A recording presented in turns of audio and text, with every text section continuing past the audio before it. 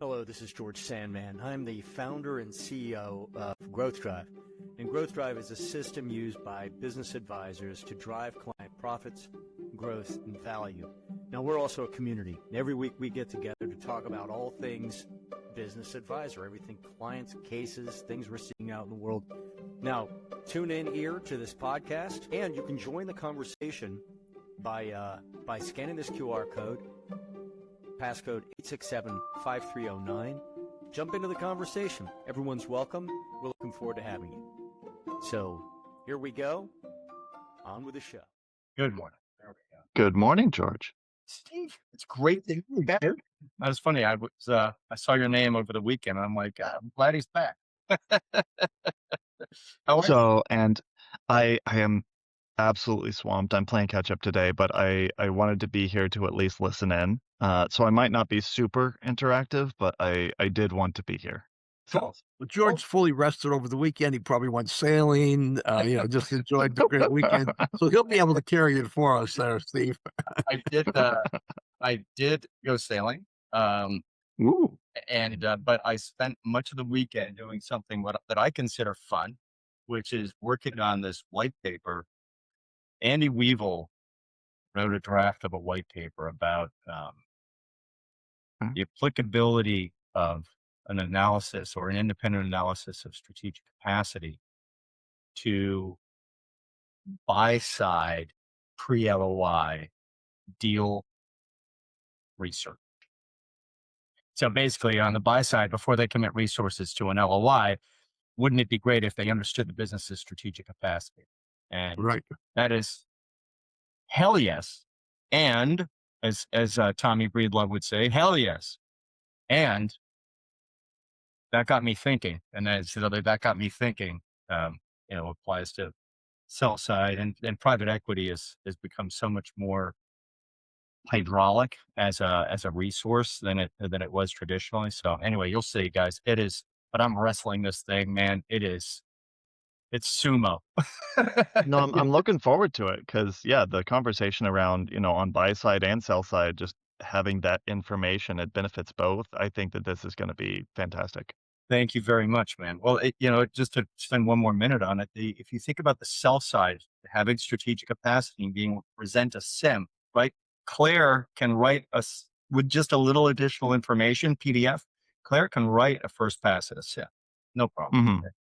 So, but how about if that SIM was informed by an understanding of strategic capacity? Here's why we're kick-ass. Here's what we excel at. Here's where the weaknesses are. Here's our plan, right? This all comes out of our system, our collective knowledge, right? Here's the plan to address those weak points. And here's why those weak points actually are addressed by your strong points. So some really cool stuff. And it matters to, traditionally buy, grow, exit model. It applies to an increasingly prevalent non-majority, non-exit, right? Annuity stream. People who are like, yeah, we'll give you money. We just want an annuity stream. Strategic capacity. Hello, predictable profits and cash flow. And then, and what's fascinating is the 2 trillion, I'm just kind of talking rough numbers, the 2 trillion of private equity capital or private capital that is available to the market has gone from heavily dominated by equity to an almost even split between equity and debt. And private equity is getting into to providing debt.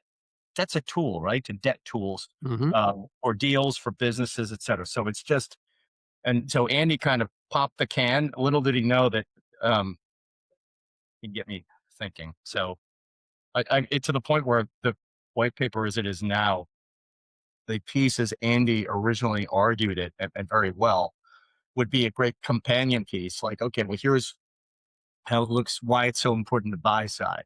Here's why it's so important to sell side. Here's why, we could do a series of we will do a series of companion pieces. George, I have a request for the lawyer in you and whatever Andy is. Run it through Claire or any one of the large language models and give me a 10-page summary, because It just sounds like you're already writing a book on this one. That white paper is going to be long. Yeah, the white paper. Well, that's Paul. You're absolutely right. And you know what's easy? So when I did the first draft of my book, I wrote 100,000 pages. 100. I'm sorry, 100,000 words, not 100,000 pages. That would be the tax code. and Nobody reads that. and no one wants to read 100,000 words because there's a lot of repetition. There are things that can be done much more elegantly. So that first, writing 100,000 words was the easy part. Editing it down to 54,000 in a way that is actually legible. You know, my book is no page turner, but there's some important knowledge in there that we had to make. I didn't want people to have to grate their brains uh, to start getting it. So that's what I'm doing with this paper. And you're right. It was 31 pages. I have good news. It's now 27, and it will continue in that direction because there's a lot of redundancy. Also, the traditional white paper format, I'm kind of challenging. I'm not throwing it out the window. I'm not saying we have a better format.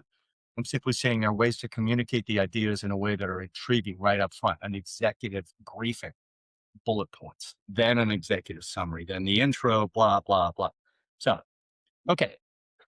I have now taken 5 minutes of your time. Good morning, everyone. Larry, good to see you, man. And guys, I apologize. I'm just gonna drop out. I'm gonna Irish goodbye at a shade before 10 because I'm on the BEI conference planning committee and they meet in 24 minutes. So I'll shut up. What's on everybody's mind? I'll try to shut up. Can you tell I got lots of sleep? You won't be successful, George.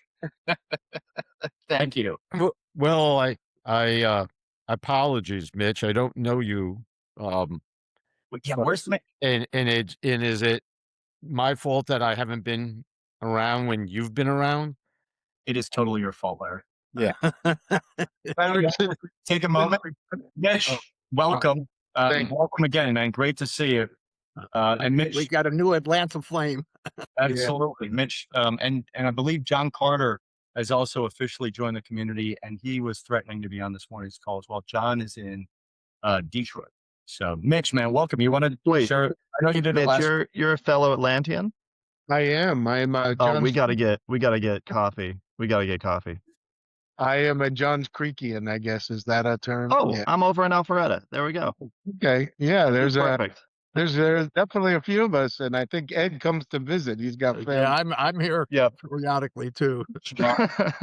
Yeah. Well, Larry, it is not your fault. I actually could not figure out the difference between Zoom and not Zoom last week, so I would have been on, but it was George had to give me the remedial class twice. Not just once. But yeah, I met George and Eric and a few of the other folks at the EPI summit in Nashville, and that's how I came on board. And I am building my value creation practice. Just signed on with Growth Drive, trying to get myself into learning the software and getting certified. So that's where I am now. My business is definitely on the global perspective of building value, being that coach, quarterback, the 3-year guy that builds everything and brings in specialists across the way. So far, the thesis has been working really well. I'm doing both building my my pipeline as well as my networking, where I can figure out how I can help people and they can help me find good leads, and then directing people, especially to those uh, folks who specialize. And I'm finding more and more of them as I build up. So just starting, I have 2 clients now. Just finished my.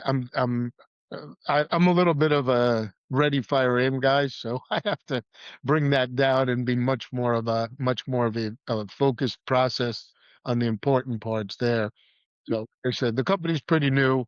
I've had it for about a year now, a little over a year, but haven't been focused on the exit planning and this strategy. And I just really defined that in late January, early February. And so now it's a bit of a startup again, and that's where I came from. I co-founded a technology company here in Atlanta, and sold it. Now it's 6 years ago. It's hard to imagine, and stayed with the private equity group for 5 years. Had a great experience with the private equity that I sell, ran one of their other portfolio companies, and now want to keep working, just not for them anymore. So I left in July. So that's my story. But nice I to love meet it. Welcome, Mitch. Mitch, I'd just like to point out and take credit for the fact that I did not scare you away. Thank you, Eric. That is true. Well, there was a couple of guys in that group who tried to. That one guy, I forgot his name, but yeah, it was an interesting, but it was great because I was able to meet everybody. It was really cool because of Mike Garrison. I had a core group of people right from the beginning, which was my concern because it's always hard. I don't mind getting in front of people networking, but you know how it is at a trade show. Nobody's really talking to you unless they have a reason. It takes some time. And so that worked out great. So I am forever grateful about having that group there. So there's my for George and Eric and the team. And yeah, I think those were you guys were the first two on this call who were there. Yeah. Awesome. Thank you. We actually have several people joining the community out of the EPI summit. So thanks, Mitch, man. I'm thrilled to have you. And as Mitch mentioned, and relatively rare bird in our community, Mitch has an enterprise background and has actually been the CEO of a company and exited successful. So relatively rare in our community. I'm not trying to take anything away from me. Welcome. Yeah. Larry, what do you, since we haven't met, what do you do? I'm here in northern New Jersey, and I am less on the exit financial side, more on the growth strategy and leadership team sales function side. Okay. And I've met George years ago. George, I think it was about 9 years ago, and been with Ed, who is in George for all these years, watching this thing grow, mushroom into something special that has the capacity to handle and bring value to advisors from my end to the exit end and beyond. So it's been a good group of people to be with. Where in New Jersey are you? West Orange, New Jersey. And I Okay. want just hit you on connect on LinkedIn. I see you're a New York State guy originally. I am, and my son lives in South Brunswick. He moved there a couple months ago. So not too. Yeah. Well, Speak of the devil. you find I'm a New Yorker too. Oh, that's funny. Yeah, I'm originally from Newburgh, Larry. Newburgh. Great. I'm from Rochester, so I'm upstate. You got Oh that? yeah. You guys, we have I also, like, for those of you who don't yet know, John Carter and I have also been friends for years. John John is participating, same cohort as you, Mitch, in the C3D certification course.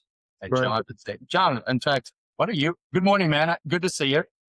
Thanks, George. Good to be here. John is also a fellow. He cares a little bit about hunting. But John, man, happy to have you. Why don't you introduce yourself? Yeah, no, I appreciate it. Thanks, George. Yeah, it's a long time coming. I've been affiliated with you guys, I don't know, for a couple years now. You may remember me from last year. I was at the summit. Yep. And I'm working with Anna Halibert on some deals and some opportunities. I've gotten to know, I think I met Larry a little bit. I'm not sure if I get a chance to meet the rest of you guys. Oh, Ed Wonky, of course. I know Ed. So yeah, I'm making my way back into it. I'm excited to get into the certification training this week. I'm kind of getting ramped up again on doing a lot of the exit planning, and so just looking forward to get to know you guys again, see how we can help each other, learn about what's going on in this crazy world, and see where it goes. And you're a CEXP, right, John? Yeah. So I have actually all three. I was gonna say, in addition to- yeah. I'm one of them. I didn't do it intentionally, just kind of the way it turned out. I started this a little over 10 years ago, going through BEI's boot camp and their program, and then went to EPI and then ICE and ICPA. I've kind of gone through them all, and they're all very different. And but it's I think at the end of the day, having this certification and the ability to help clients through that whole value building, de-risking process is so critical. So it's, kind of why I'm back at this, because I feel like, we're still in a very transition time. I mean, there's still a massive wave of people getting out. But I will tell you what I've realized in the last 6 months is there's a lot more options, right? There's a lot more people now in the space, and it's confusing. And I think it's hard for clients to figure out what makes sense. I think it's incumbent upon us to be maybe a little bit more poignant with our education. And so anyway, so I'm excited to work with you guys, kind of throw myself back into it. Yeah. Nice one, John. Well, welcome. And the only guy on the call who has a movie named after him. Yeah, that too, by the way. Yeah. A cool movie, actually. It was different, right? Yeah, it's an interesting time. I was just thinking while you were talking, John, about having all three designations. There are a number of us who have multiple, and I always make the point, and I sometimes feel like you just made the point beautifully. These are different programs. Yeah. EI has a different vision and mission than EPI, than the IEPA, and they're complementary. Especially when we look at the big two, BEI and EPI, they are complementary. There's relatively little overlap in their vision and mission. And are they both in exit planning? Sure. I mean, John Brown invented exit planning, right? Fletcher Brown is carrying the torch. Chris and Scott have taken exit planning into an entirely new space, right? They've made it into an entirely new space. And I admire both companies. And John Leonetti has his own program, and is doing some good stuff up in Boston, more of a boutique. And a lot of us also participate in John's world. So yeah, we'll have to have maybe we should have a podcast on just that topic. Not mutually exclusive. In fact, very, very complementary. And George, one thing you were reinforcing, and John, you're doing that, and Mitch before, is that we're not one thing in Growth Drive, right? You don't have to be one thing to be a part of Growth Drive. That's correct. Yeah, it serves to support wherever you're at in your practice, or whatever type of practice you're at, in a continuum, or how you interact with clients. We're not one thing. It fits. Well, I always want to remind us of that, George, because that versatility is important, and there's maturity behind it. This is not something 25-year-old and 30-year-olds can participate in. There is a commonality and like-mindedness of people who participate and get involved. Just to bring up the diversity part, I represent the immaturity in this group. Well, there's a couple, Eric. There's a couple others that are right there with you to support it. So. And Garrison's fishing, or or he would be. No, you know what? Larry makes a very good point. And Silvana asked me a few conferences ago, what my strategy was to attract you guys, right? These high quality, highly skilled, deep expertise, diverse professional community. And I said to her, I'm like, I don't, this is just who we attract. And it is professionally diverse. And Eric, don't sell yourself short. I did not mean to slide on Mike. Tremendous depth. I never sell myself short in the immaturity area. But if you think about the depth of experience, Paul, profound experience in industry. In his niche, he should be the first phone call. Mitch, CEO of a tech company, Larry coming out of big pharma and growing up. Larry, I went back, I tried to look. It's got to be longer than 10 years, because I believe you and I were friends before I met Sid. And Sid and I just had our 10-year anniversary. So we've been friends a long time. I think you were dabbling with Sid when was I dabbling? I don't know. I think yeah. One of the best things to happen in my life. So anyway, long diatribe on heck yes, sweater. Heck yes. It's what makes us strong, right? Lifelong learners, share bears. Everyone in this community is a thinker a sharer, a learner, and I absolutely love that. You're right, Eric. I can't shut up. It's the coffee Yeah, or the personality. just who you are, George. How I roll. So, hey, could I change gears just a little bit? I've got to drop in about 10 minutes. We had Larry. Would you be willing to give a high level on our most recent summit? Yeah, I'm actually glad you brought it up. I wanted to see where the conversation was going. The summit, and John, you were there last year, and Mitch, really hope you could make it the first week in October, Monday, Tuesday, Wednesday. And Paul, I know it's hard for you from the distance, and Ed has been there from day one, and Eric now heavily involved, and Stephen, your first shot at it, and John last time. The summit brings really all of all of us together, 50 strong last year, to really dive deep as a community into topics and in learning, shared learning that advances us. We walk out of there smarter, more confident, and competent in what we do. But it's not a happy accident. It takes months. We've already been planning for about 6-8 weeks, the summit. And when the summit is the byproduct of all this planning, but that planning includes getting feedback from the people in the room on what is important to you to be excited about signing up, attending, participating, and then taking action after. So I would love to hear, because George, you and Maria putting out a short summary survey to get data. Eric, you missed the last meeting. Ed, I don't know if you're in the committee, but I know, Eric, you missed the last meeting. Yep. We realized we paused the button for a second to say, hey, let's take a step back to move forward by getting feedback from others. Yeah. So based on that, what would you like? What would have you end Wednesday getting on an airplane or driving home to say, that was better than I ever expected? What would we be doing, learning, experiencing together? And I'll leave it at that. That was awesome. I'm pulling up Marie's. Trying to pull up Marie's. Is that Miss Benedetto over there? There we go. There we go. So the 3 questions, man, maybe this should be a blog post this week. So here, Marie suggested we ask these 3 questions. We time out and ask these 3 questions. What type of practice do you run? What advisory business are you building?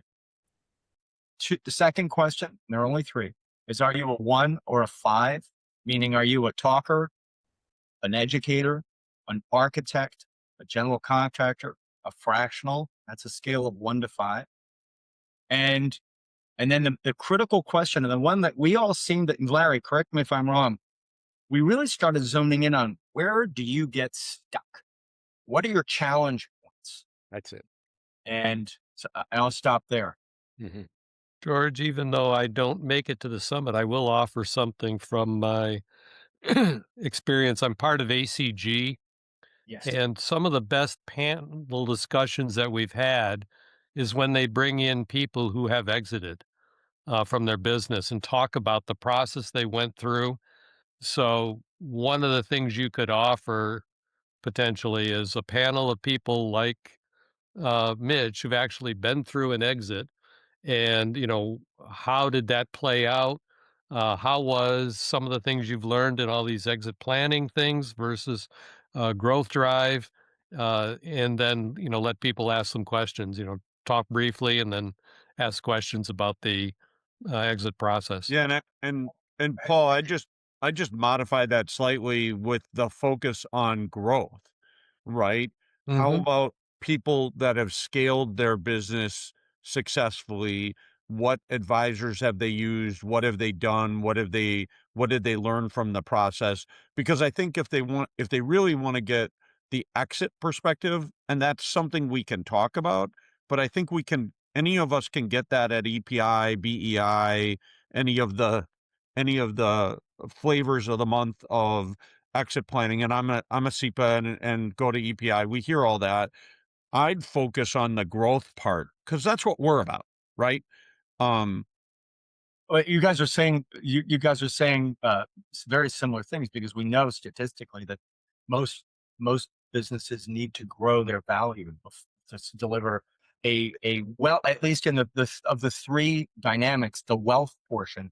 I always, I use wealth, prosperity, and legacy. The wealth portion, right?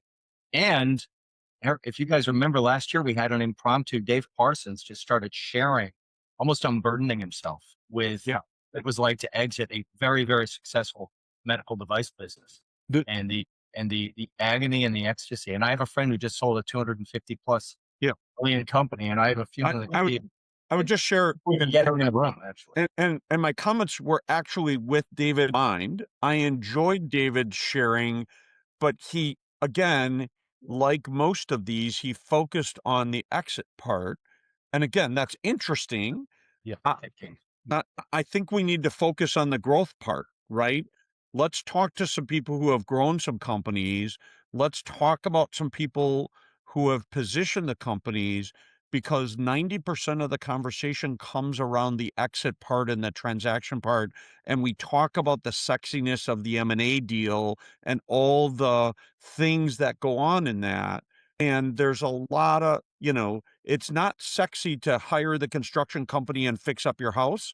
It's awfully sexy to sell it for $2 million. It never looks better than the day you pull the door closed for the last time, right? Right. Eric, you're making a very, very good point. I would add to that the difference, and I see this a lot now because of the volunteer work I do with early stage and entrepreneurs that's got very little. It's not a business pipeline for me. It's just something I enjoy, but it's starting to trickle over into the thing that I'm doing to build my company now. There's a humongous difference now between how we started, which was bootstrapping, versus, we never took a penny of investment, and we didn't ever even took any debt. I mean, it was my partner was very, very rigid in doing that. And so that worked out because I wouldn't have been so rigid. So I'm glad I had him. But the difference between doing that and growing is enormous. It's not always right to bootstrap, but I'm always talking to these people, and I think it would these are the early stage people, but I think it would make sense with more advanced or more forward positioned businesses that are making some money but want to grow, and they have these ideas in their mind of bringing in capital. Nothing wrong with it. We all know it can be incredibly lucrative to do it, but not if you don't do it with the right mindset. They're like thinking they're going to get 3 million or 10 million of investment, and look where then what are you going to do with the money, and what are you going to do with somebody looking over your shoulder? Or you get, Mitch, you get I want to sell I want to get capital investment. So I'll get $1 million and I'll give them 10% of my company. And you say to them something on the order of, oh, so your company's worth 10 million? Right. That's a whole other conversation, which is very interesting when they try to show you. You're right.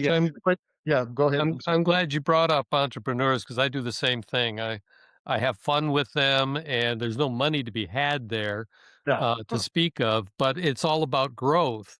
And there's a tremendous similarity between preparing a confidential information memorandum and making a pitch to somebody that is looking to buy your business, and the pitch deck that an entrepreneur has to put out in order to get investors.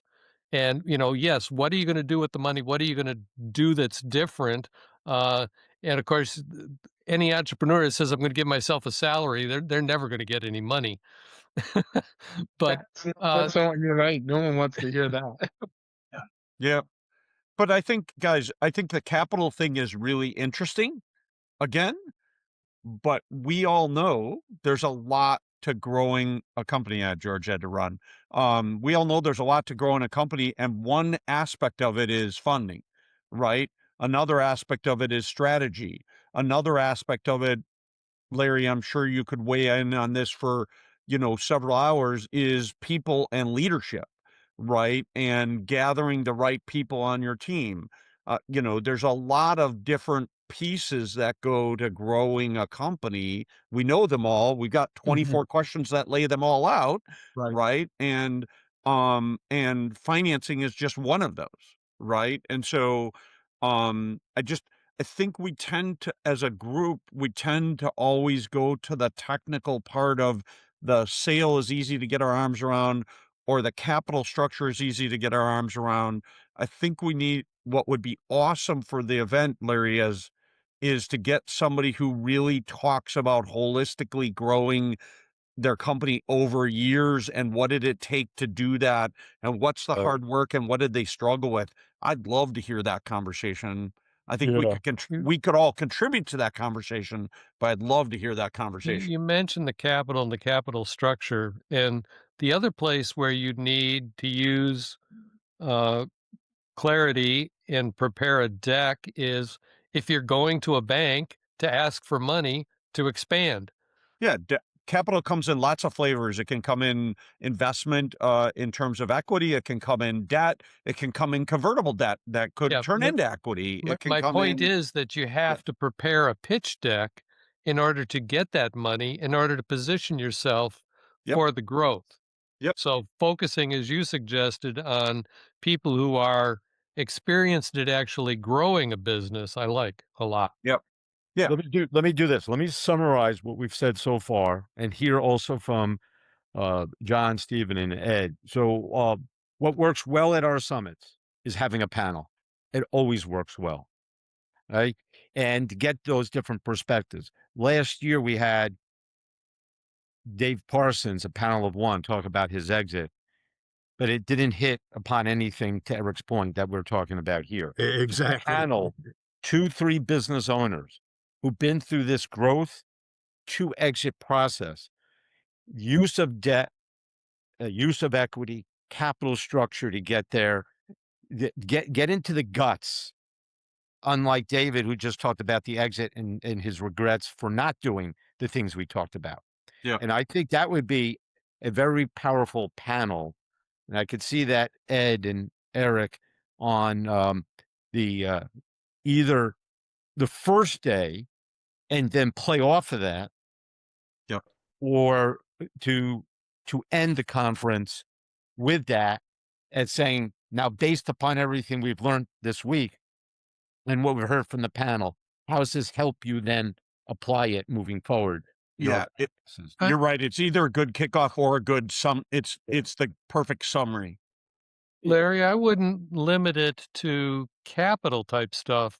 I was talking with somebody who was CEO of a multi-billion-dollar company, then took over recently, like 9-10 months ago, a company that's gone from 1.2 billion down to 600 million, thanks to problems internal to the organization as well as the industry.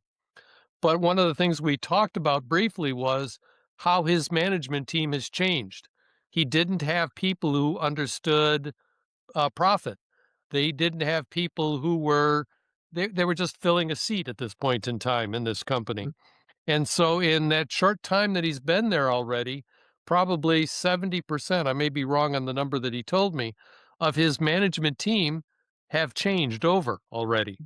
And so, you know, what you're doing right now and what your area of expertise is, anytime you want to change something at a company, there's going to be changes at the top. There was a guy in Milwaukee that took a aircraft company from nothing, started in his basement, to over 100 million, and then sold it ultimately to one of the big I think I can't remember who he sold it to, but he was talking with Rockwell Collins and other people like that. And he actually gave a talk, and he said, look, I had to change my management team at 10 million.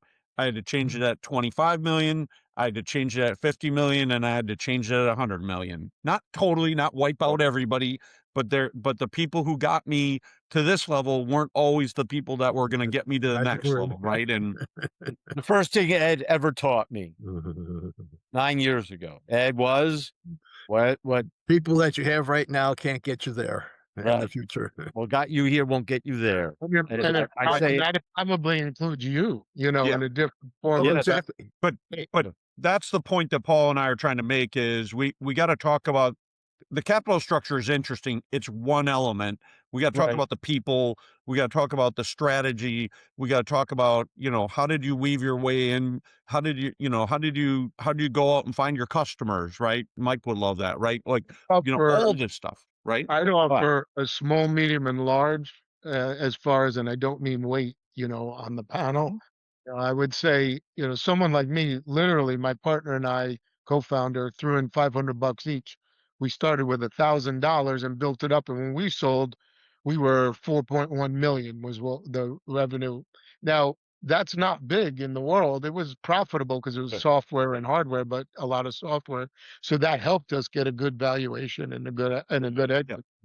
But yeah, you there do are both. very big differences between that and then whoever, Larry, if it was you, who, you know, you're talking about somebody who built their company to 150 million.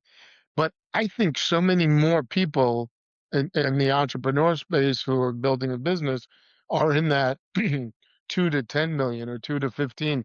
That's where it is. That's what I know. Like I wouldn't work with a company that's 150 million. I'm just not qualified. I don't know what those challenges are. I've never been through it. Yeah, 30, 50 million, sure, because my company was when we left, we're scaling to it. But truthfully, I think we should have somebody who gets like less than 10, maybe 10 to 15 or 18, and then maybe a bigger one. Because while that's aspirational, it sounds cool. How often do you really build a company up to $200 million? It happens. And those are the stories of the books we read. But that's, I mean, I'm They're not exceptional, Mitch, to your point. Those aren't a dime a dozen. No, not at all. And it's real. And also the other thing, Eric, I'm sure you see this a lot. I keep telling people, and I think Paul, you said you're the one who also works with these entrepreneurs. You don't need to do that to be rich. And I don't mean I'm not buying a plane or a yacht, but you can be rich and sell your company for a few million, you know, have a company valued at a couple $1 million, you know, not valued, but, you know, revenue wise. You don't have to be thinking these crazy numbers to do something that makes an enormous impact in your life. And a lot of the younger people don't get that. They have a great idea. I'm like, you're the same as everybody else, but I say it very nicely. But what could make you different? Well, selling and having money in your pocket and building wealth can make you very different because then you can do things. And I don't know where you'll go if you're 30 now and sell at 35. God bless you. You know, I didn't do that, but anyway, I could go on and on. Mitch, good point. So I think this crystallized for me, this panel. It's not about exit alone. It's what you did to get to exit. Sales, leadership, the capital structure and finance, the growth strategies. What were the struggles? What were the breakthroughs? I think this would be a great panel. 5 million, 10 million, 25 million in revenue. That is a great panel. That's why we have these conversations. And Larry, so that's can I where we're at. I'm sorry, I mean to interrupt. I had a question about the growth drive process. Mhm. 'Cause I'm Go ahead, Mitch. So I'm in the beginning stage now. I have these two clients and I'm about to do the kickoffs. What I'm I have the software and I understand doing the 24 questions. That part I get. But my first two meetings, I wanted to just throw out to this group what I wanted to do. What I'm thinking to do is I have the strategic meeting with the CEO, the founder, the owner, and doing that one on one with them. But I also believe that the strategic people on their teams, and there's not many, there's one or two in each of these are pretty small companies, but I was thinking that I would do a meeting explaining what we're trying to do. Like basically, this is business consulting with the owner's blessing, of course. And then what I do with them. So I was actually going to just ask, without me telling you what the answer is, I want to ask, what do you suggest for the first two or three meetings to set the stage before we start digging in to the actual growth items that I want to build up? I'd just like to hear your opinions on that because that's where I am now. And I want to feel I've got their confidence, but I want them to feel I have a professional process. That's my concern. They know my business acumen. That's not a problem, but it's the confidence in the process. I want to make sure I do that well. If that I think one of the most, you're on mute. One of the most important things is find out what the goals and objectives of the owner are, and what the goals and objectives of these two or three key employees are, and what their interest in the organization is. And why I say that is, you're going to talk to the owner in one respect. Look, we're going to grow the value of your business, and we're going to position it in some way. The employees might not, that might not resonate with them, because they don't get any part of the growth in the value of the organization. So you got to come up with a way to talk to them about what it's going to mean for them, with the owner's blessing, right? Are they going to get more profit sharing? Are they going to get the opportunity to grow in their responsibilities, because we're going to grow the company, and now instead of being, the VP of 2 people, they're going to be the vice president of 16 people, right? Like, or what do they get out of it, right? And I always start with thinking about what's their perspective and why do they care, right? That's right. Yeah, we call that strategic intent, but Eric defined it more detail and broader than just those 2 words. There's always an emotion, no matter what. There's some form of an emotion. The process of growing a business creates emotion. It affects time, it affects money, and it affects relationships at all levels, business and personal. And getting them to voice the emotion of how it affects their time, money, and relationships will do 2 things. It will endear you to them further and deeper, because you're connecting with them more personally. It shows you care. And then backing all this is a process that matters, that you just don't come and have a conversation. There's a methodology that's proven how you go from here to there.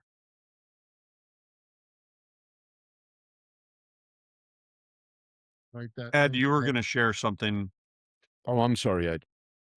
Yeah, the thing that I was looking at is that, when you do the survey of the owner, you also have the ability to do that same question with both of the, if you have 2 people or 3, and you can run the same questions, and the software's got the ability to log all of them together and give you a composite feedback to the owner of where the leaders, management, whatever you want to call them, where they are compared to where the owner is on answering the questions. Yep. Because that gives you a real resounding opportunity to be interpretive to the owner of where his people are when he thinks they're on his wavelength versus when they're not on his wavelength. Because all 24 questions will not come up with the same resounding answer to management as they do with the owner. Yeah, And you're doing that with the non-owners. Like, the owner has to know answers to all 24. They may not be prepared in working with them, but what happens, Ed, in your experience, if there's an area they just don't touch at all? Does that skew it too much? No. It's okay. They still answer it. Okay. That doesn't impact it.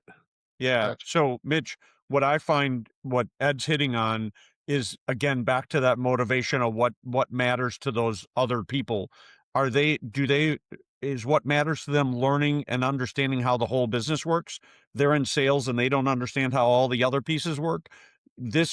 What Ed just described is a great way to bring their education up and help everybody level out at the same place where they all have the same understanding. That's cool. Another Especially motivation if might they're- be yeah. Another if they're- motivation might be, do they want to understand how to make their job better and easier and work better, right? And so, again, the process helps them to understand how they can affect the company and make their job better, right? So what is their motivation, right?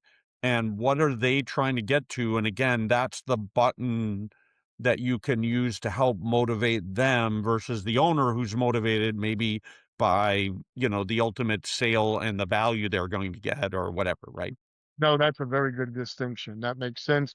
And it also could help if one of them is targeted to be the new CEO or president. Of course. Yep. It's very likely in some scenarios. Yep. Yeah. And we do that to see if they're aligned or not aligned as Right. owners, management team. Yeah, because often they're not. And like what you guys were saying before, can this team get you just to step 2? They may not get you to step 10, but they Yeah. could get you to The step 2. alignment is almost always the biggest leak in the bucket. Number one. It's the Start number point. one leak in the bucket is that the owner has Absolutely. not communicated the strategy well to the rest of the team, and so they don't know what's going on, or the rest of the team doesn't understand the business and why they're doing things for whatever reason. That alignment part, if you can fix that, you've plugged the biggest hole in the bucket. Interesting.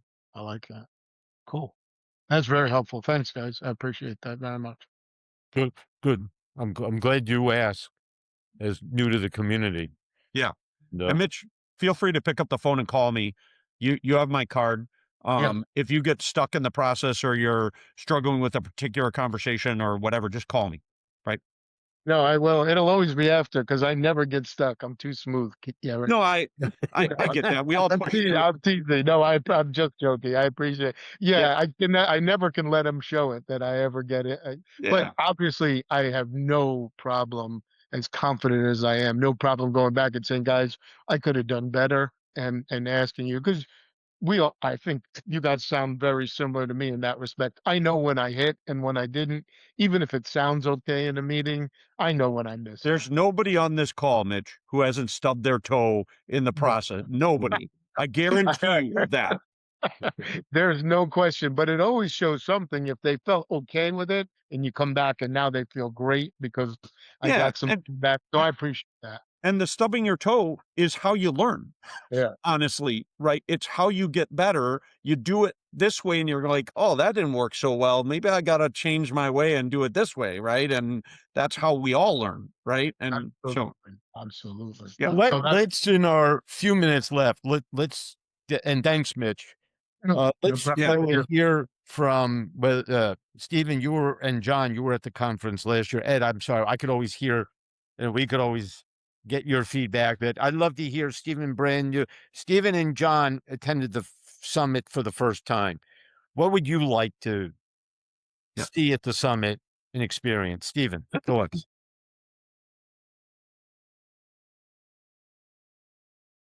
Steven's muted.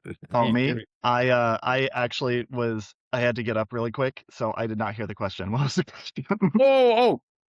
Summit. You experienced it for the first time. Yes. You participated and fully engaged. What would Yes. you like to see and think would bring you value? So for someone who's attending for the first time or someone who is potentially new to this, I think that something that was especially helpful to me was the workshops that we kind of went through. I know that there was one where we divided up and we sort of kind of went through the planning process. I think Eric, you were in the room with me for that. Yep. I don't remember who else was there. It's been a minute. I've slept since then. But going through that process and actually having that kind of collaboration between teams and seeing all of the different perspectives from how each person approaches those was very useful to me because it allowed me to see the different possibilities for the solutions to the different problems that we were addressing. And that really brought in my mind specifically that there were so many different solutions that would arrive to the same beneficial outcome. Good point. Good point. Yeah, we're looking at Tuesday being a day focused on those type of workshops around Diane's case, Diane, the business owner of the tool company, and playing that through for the whole day from a core workshop learning standpoint. I think that would be extraordinarily useful for someone like I was last year. Yeah. And that's anyone, whether you're experienced or new, that workshop learning, the table learning, actually. Yeah. And facilitating it, I struggle to bring the room back together because everyone wants to continue the conversations at the table. So I guarantee you, Steve, I was definitely in the same thing as you are, and I learn things in that, and you can learn it at every level, right? You learn by the Mhm. people around you and just interacting. Yeah. So that's especially like hearing that Tuesday is going to be an entire day structured with that is actually very exciting to me. So Okay. Okay. Let me write that. I'm writing your name, and then I'm putting a smiley face. Mhm. There we go. I'm taking my note. John, you experienced it last year, and you did so in a team environment with Anna in the group as well. What brings you value? What would you expect coming forward? Yeah, a couple comments here. I appreciate everybody's feedback this morning. I kind of really agree with everything I've heard. Just as an overriding comment, I think, as George is trying to mention before he left, there is a massive intersection between value growth and transitioning or exiting a company, right? They really are somewhat interdependent. So I think we can't lose sight of that. I mean, that's a governing principle. For me, I think of the summit as really three things, right? And I've been around. I'm doing summits for a long time, actually, and it really is three things. It is learning basic skills, right? It's sharpening our spear. I love listening to practitioners talk about topics, things that are cutting edge tools where we're learning insight. Second of all, I love the idea of panelists because that's where we hear real world situations, right? How did it work out? How did it not work out? Right. I think that's where we engage other business owners. I love the idea of maybe some of us inviting our clients or we work collaboratively on a case study where we're actually, well, that's the third one is the case study. But so sharpening the skill. Second of all is real life application, listening to people who've kind of gone through the experience. And then lastly is the case studies. That's the application piece of it, right?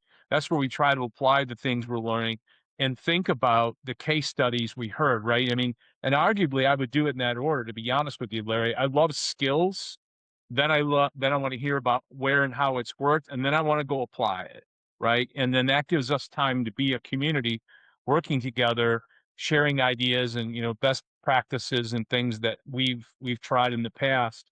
The other thing that I want to mention real quickly, and this is again kind of germane to my world, but when I think about growth drive or as I've used other value building tools, I always think about building value and growth in a company in lieu of a specific ultimate goal. For instance, if you're going to implement an ESOP, it's a total different set of objectives and structures than if you're going to do a family transfer. Even though growth is growth and value is value, a lot of the strategies and the techniques and the things we might do are going to vary.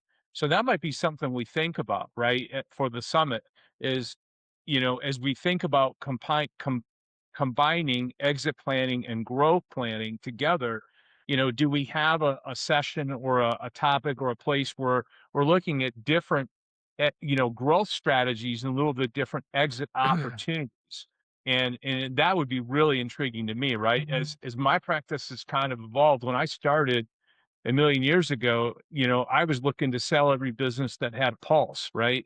I was a hammer, everything was a nail. And over the last 10 years, most of my work now is not exclusive, but primarily internal transfers. So I see the world totally different. And my vision of building enterprise value is a lot different than it was 10 years ago. So I think that might be helpful for people too. Thank you. Well said, John. Thanks. John, can I ask the picture behind you with the three chevrons? Yeah. Is that yours? No, that was my grandfather who was he was a medic in the Marine Corps in World War II. He was at Tarawa and a bunch of different places in the Pacific. And I actually have his uniform here in case. Oh, wow. They're in navy blues. And so, yeah, I was one of the lucky grandkids that got a lot of, I've been a military historic buff my whole life. So when he passed, I took on a lot of his stuff. And my other grandfather, my dad's side, was in the Eastern Theater, but unfortunately, he died before I was able to get his uniform or his M1 Grand or anything like that. So that would have been cool. But yeah, Just obviously just went through Memorial Day and just cool to see that Yeah. behind you. yeah, Awesome. it was neat. Thanks, John, for sharing. Thank you. Yeah, appreciate it. Ed, thoughts on the summit? Your a stalwart member of the group, but also people look forward to seeing you at the summit. So you're exist as your own entity of value. Well, I think one of the things that when we talk about how do we help companies, I'll jump into a little bit of Larry's skill and background knowledge that I've been using quite a bit, and that is I've been doing a lot of application of data analytics in an objective case of trying to help a client to better perceive should they have or not have certain products or offer certain services because it's destroying availability to capture a more financially economic and advantageous item. And so to that end, I have a unique resource that not everybody has access to. I have a son that did data analytics for UPS, retired. He's now spent 4 years managing data analytics on a worldwide basis and is now out on his own with another person developing and putting together a software program in data analytics that software people can use. It won't be for the consumer side for our businesses, but it's for somebody that's going to do some service for the business. But the unique thing about it is that it gives us answers to the questions that we ask of most clients. Which part of your business is the most profitable, and what are you doing to grow it? As opposed to saying, well, we're going to grow our business 15% next year. No. That's no help at all. Give it to me in the components of where your revenue is coming, and then let's look at the margin on each one of those. Does one of them lead to the other, or are they destroying the other? And Number 2 on the list after alignment. Number 2, don't know what the profitability of their products or services. And Eric, you hit it on the head, and that is accountants don't look at that information.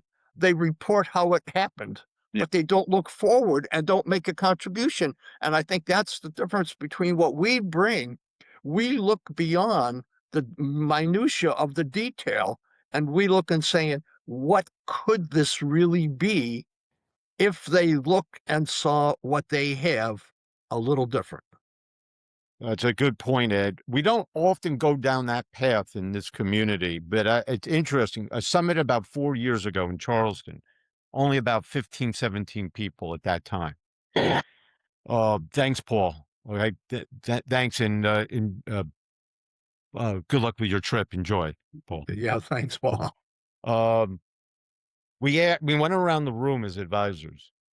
What do you think business owners are lacking more than anything else? And that was really an understanding of where to play in markets profitably and how to adjust their business model to the market. And from that, I have developed, and I'm having dinner with a business owner tonight who's lost. And the reason he's lost is he sees everything as one thing rather than what is the gross profit for every line of business, how are the markets changing, and really doing some classic market analysis and how his company's strengths, weaknesses line up to the product services. What should he let go of that might have been the core to the business? I think his core business is no longer profitable, but he could shrink the size of his business and be more profitable. And it's whether it's strategic intent is size or profitability. And we're going to hold that today. But the root of that is having enough data, to Ed's point, to make good, sound decisions. Many business owners don't have that data. They don't know that. So I don't know how to fit that in right now, but that is important, Ed. Ed, you call that data analytics, but in my terminology, you're really getting into strategy. Yes. It's a segmentation of tactical execution of the past that's going to impact strategy for the future. It's the data that supports the strategy, Paul, right? Yeah. Yep. Absolutely. Right on, Paul. I agree with you. Yep. Yeah, and some people that's a good point, Paul. Some people get analytics and the analysis of a business or a situation confused with strategy. And what we're doing here is trying to lead to better strategy for growth. Yeah. And using data and analytics to do that. That market analysis is for many businesses where they're at when they get stuck is because they don't know where to go in the market. And they don't. Thanks, everyone. Gross Yeah, profit. Paul, great Have a great point. week, Paul. Yeah, thanks, Paul. See ya. And they don't know think their it's- gross profits per line of business. Yeah, I think And they Paul- have they don't even know that. Larry, I think Paul's point is brilliant Yeah. because as technicians, a lot of advisors often get stuck in just doing the data analytics and they never get to the strategy part. Yeah. Right? They supply all the data and then that's where they drop and they can't do the strategy part. The flip side is also true. We have too many people trying to do strategy and they never bother to go look at the data to see if it actually agrees with the strategy. Right. And so the disconnect between those two is actually a really dangerous thing. Mm-hmm. Well, I got to tell you, it's 10:30, and I want to thank everyone because you've helped me, help George and the community really shape this. I know, Eric, you're on the committee. Yep. And well, what you missed last week's meeting, and we got stuck because we started with too much content, as you knew from the previous meeting. Yep. And we're unwrapping that a little bit and say, let's go back to the community and have a discussion. What's important? Yep. What's important. And so I got 2 pages here of notes, and I'll talk to George about it. And I think we have the makings of not a good, but a great summit. Yeah. Where community and relationships get built and strengthened is a part of the intent of the summit. But we do what a lot of how you summarized it, John, right? We learn together, cutting edge. It could be market analysis leading to strategy, that type of thing. It could be how AI supports all that. Panel from real world learning and case studies that lead to real application. And we end every conference the same way. Everyone has to make a commitment to what they have learned this week and how that will inform them a specific action they'll take with clients or improving their practice. And that way we have accountability built in as well. So this has been tremendous. Anyone want to add something you didn't have a chance to say as we start to wrap up? This was great. Thanks everybody for your time and help. Yeah. Absolutely. I know I was kind of working a whole lot in between, but just being able to be a part of this conversation again has been really, really rewarding. So thank you. Thank you. Thank you, everyone. Awesome. John, great to meet you. Yeah, it's good seeing everybody again. Have Yep. a Good job. great Good to see week, you. guys. Welcome.